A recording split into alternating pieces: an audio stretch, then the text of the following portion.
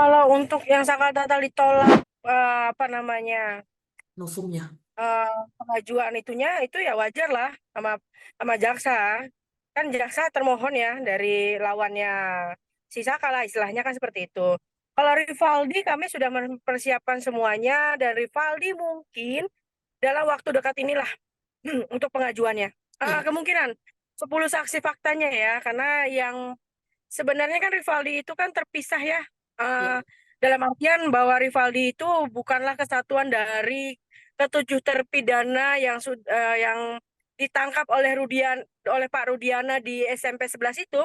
Rivaldi Hmm. sendiri ya sudah ditahan, tapi ditahannya pun di tanggal 29 Agustus dalam kasus yang lain, bukan kasus pembunuhan Vina dan Eki.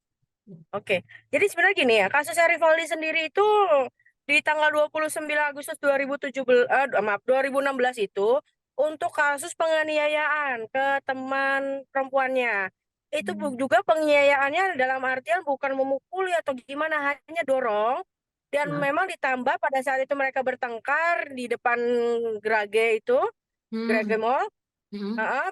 Berantem bertengkar di situ dia sempat Rivaldi emosinya tidak ini berantakin warung nasi jamblang di situ Hmm. ya, dan di situ juga kan posisinya itu dekat dengan Polsek Utara Barat. Ya. Mungkin pada saat kejadian ada polisi lewat dan segala macam, dilaporkanlah Rivaldi ke pihak berwajib gitu. Dan Ya. pada saat tanggal 29 itu juga Rivaldi langsung di apa namanya didatangi oleh polisi dan bersama teman perempuan yang melaporkan tersebut langsunglah dia dibawa. Jadi gimana gini ya, untuk kasus yang pembawaan senjata tajam itu, pelaporan awal itu yang teman perempuannya tersebut tidak ada yang menamakan bahwa si Rivaldi bawa senjata, tidak. Jadi pada saat penangkapan digeledah badannya Rivaldi, ditemukanlah adanya senjata tajam tersebut, Hmm. ya Ya. Ya. kan? Oh, untuk Rivaldi sendiri, untuk proses yang pembawaan sajam ini sudah divonis 1 tahun 5 bulan dan dia pun Ya. sudah menjalani. Hanya saja alat bukti sajam yang dia bawa pada saat di tanggal 29 itu yang ditangkap oleh Polsek Utara Barat itu dijadikan alat bukti untuk kasus pembunuhan Vina dan Eki. Eki. Ah. Karena pada saat penangkapan di tanggal 31 Agustus, ketujuh terpidana yang ditangkap oleh Pak Rudiana di depan SMP 11 itu tidak ada satupun terpidana tersebut membawa sajam. Hmm. Cuman Itu jadi oke. Rivaldi dalam kasus terbunuhnya Vina dan Eki tersebut. Hmm. Karena BAP-nya itu menyebutkan dalam BAP yang Pak Rudiana tersebut menyebutkan bahwa anaknya itu tusuk oleh samurai di dada Hmm. sebelah kiri sama perut ya kan. Hmm. Tetapi dalam kenyataannya pada saat penangkapan 7 orang tersebut tidak ada yang membawa sajam. Mungkin gini, kalau untuk bukti kan karena Rivaldi sebenarnya kan tidak ada namanya Rivaldi ya di dalam kasus ini ya. Hmm. Namanya itu kan sebenarnya pelaporan awal itu namanya menjadi Andika ya. Ya, Andika. Laporan awal itu Andika. Andika ya. Ya. Makanya di dalam BAP pun namanya akhirnya Rivaldi Aditya Wardana alias Andika. Hmm. Nah, itu. Tapi perannya Rivaldi sendiri sebenarnya namanya tuh di dalam BAP semua itu oleh anak-anak itu dinamakannya Andika bukan Rivaldi. Jadi Hmm. mungkin karena saya pun pernah salah satu diskusi dengan seorang ahli pun bilangnya mereka ya sudah kalau membuktikan apa nih sebenarnya Rivaldi adalah bukan Andika. Ya udah bawa akte kelahirannya, bawa ijazahnya, bahwa Rivaldi dari kecil hingga detik ini namanya belumlah diubah menjadi Andika. Dan Hmm. bawa juga saksi-saksi fakta saudara-saudaranya, saksi-saksi fakta semuanya itu menyatakan bahwa dari kecil hingga detik ini pun Rivaldi namanya Rivaldi, Hmm. bukanlah alias Andika. Andika, ya kan? Sekalipun namanya biasanya nama panggilan itu kan tidak ada tuh ya nama panggilannya bagus ya di Ya. antara perkumpulan geng tuh ya rata-rata ya maaf ya rata-rata sifat jeleknya lah. Kayak Ya. misalkan perutnya gendut, gendut atau enggak kentung atau enggak Hmm. karena badannya kurus, rempeng, tak apa biasanya ya di dalam pergaulan perkumpulannya seperti itu. Ya.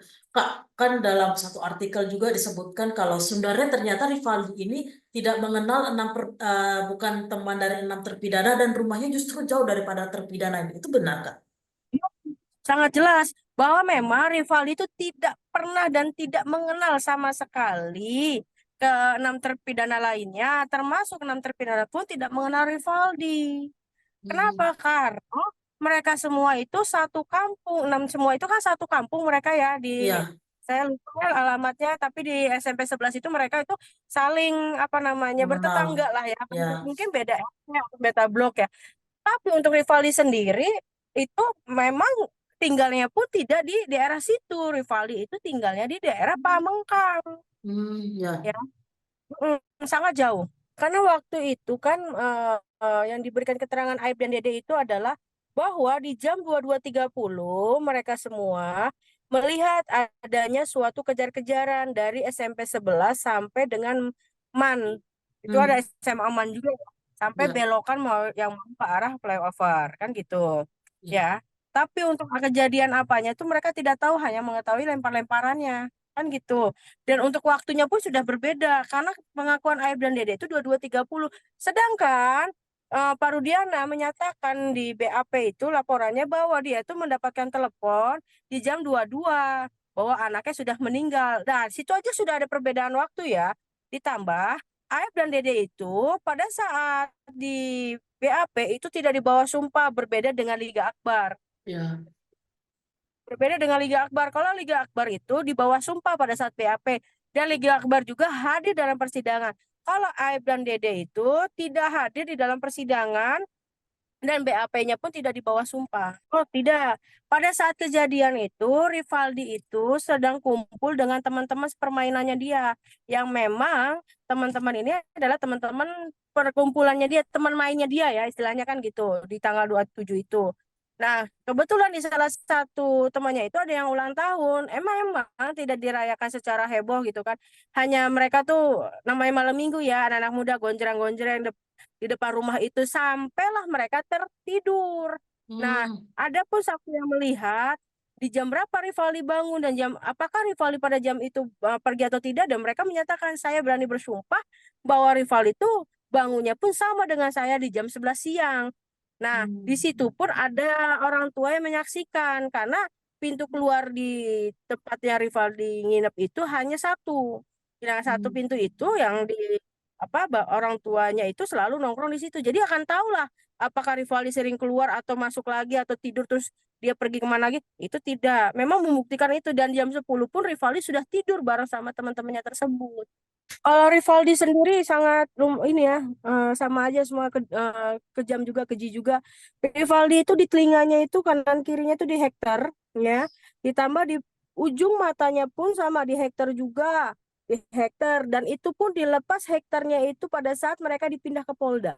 hmm, ya, ya, Mendapatkan perlakuan itu semuanya sama ya.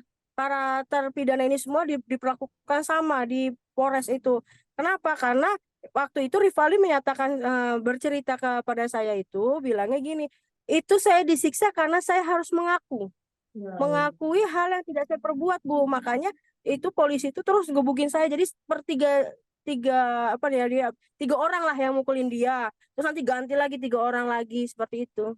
Oh, untuk tanggapan itu mungkin kalau untuk Saka itu kan Saka itu memindahkan dari yang kasus menjadi laka lantas kecelakaan. ya. Ya, Laka lantas itu kecelakaan. Menurut aku ya karena pada saat itu memang sebenarnya kondisinya awal dilaporkannya itu oleh Polsek Talun itu laka lantas, kecelakaan tunggal kan gitu. ya, Hanya saja ya kan saat ini dipindahkan dari seperti itu, selama tim Saka itu bisa membuktikan bahwa itu laka lantas, wajar, tapi wajar juga pihak jaksa menolak. Karena apa? Ya jaksa pada saat itu pun dia tidak bisa memberikan bukti apapun, mau itu pembunuhan maupun itu kecelakaan. Dan bukti-bukti foto yang dikeluarkan pada saat untuk persidangan Saka kemarin adalah foto-foto yang tidak pernah dipublish juga pada saat di tahun 2016 2017 itu. Jadi karena kami sudah membentuk juga antara tim Cirebon dan tim Bandung ya. Nah, kan karena tim kami juga sudah berusaha dalam artian kami tidak ingin Rivaldi itu disamakan dengan yang 5. Kalau Rivaldi disamakan sama yang 5, jatuhnya Rivaldi adalah satu teman atau satu kampung dengan mereka. Makanya Rivaldi mungkin akan terpisah. Tapi kami upayakan itu sebelum yang 5 yang 5 itu maju, Rivaldi dulu yang maju. Kalau tidak mendesak, kami juga lagi rapat dengan tim Bandung ya. Maksudnya dalam artian tim yang ditunjuk oleh Pak Oto, itu di minggu ini kami akan rapat. Terus nanti akan ada keputusan entah di akhir minggu ini atau nanti di awal minggu depan. Ya, surat identitas Rivaldi semua sudah kami siapkan, termasuk keluarga-keluarganya, ya yang berteman dari kecil gitu kan, dan juga termasuk anak-anak yang pada saat tanggal 27 itu bareng sama Rivaldi. Harapannya untuk kami, mudah-mudahan ini jujur sih di tahun ini tuh untuk masalah hukum tuh ngerasa kayak ngeri ya. Banyak banget hukum-hukum yang sekarang tuh sudah mulai menjadi tidak ada titik terangnya untuk kaum bawah tuh makin tertindas. Saya berharap dengan kita ngajukan PK di tahun ini, ya kan udah 8 tahun ini, akan ada titik terang bahwa sebenarnya kasus ini adalah mungkin kecelakaan, tapi kita cari tahu penyebab kecelakaannya apa. Dan mudah-mudahan kalau memang ini adalah kasus pembunuhan, tunjukkanlah pembunuhnya sebenarnya siapa, seperti itu. Dan anak-anak yang anak-anak yang sudah di dalam ini mudah-mudahan mereka bisa segera cepat dibebaskan karena mereka juga layak dan berhak untuk mendapatkan hidup yang bebas. Saya sebenarnya kayak gini ya. Saya pun merasa bingung dan heran sama Pak Rudiana gitu kan. Sebenarnya dia sendiri itu yakin nggak sih anaknya tuh dibunuh atau memang kecelakaan gitu kan? Kalau memang dibunuh dan merasa seorang bapak seharusnya ditelaah dan diselidiki secara benar gitu kan, secara menyeluruh gitu kan. Nah terus Pak Rudiana juga mengetahui 3 orang DPO ini. Kalau memang mengetahui, kenapa tidak dari pada saat kami mulai persidangan itu dia cari, kenapa setelah 8 tahun ini mereka cari. Dan ada beberapa DPO lagi yang kayak si Andi maupun Dani yang sudah tiba-tiba dihilangkan oleh Polda, itu kan sudah kelihatan ya aneh dan rucutnya bahwa kasus ini tuh memang sebenarnya hanya fiktif, jangan-jangan. Hanya kepuasan seorang bapak bahwa ngelihat anaknya tergeletak di pinggir jalan mati gitu kan. Makanya dia wah ini kayaknya pembunuhan kan gitu. Seberapa yakin tuh kalau untuk pembuktian dan semuanya 98-99 itu saya sudah yakin. 1%-nya itu tinggal doa kita semua ya. Mudah-mudahan Allah ijabah gitu kan. Allah permudah. Karena keyakinan itu 100% kan nggak baik juga ya. Kita yakin 99% sih bahwa klien kami, Rivaldi itu bukanlah pelaku ataupun yang melakukan pembunuhan kepada Vina dan Eki. Jadi jangan lupa untuk subscribe Cumi Cumi. Ditekan ya tombol lonceng merahnya.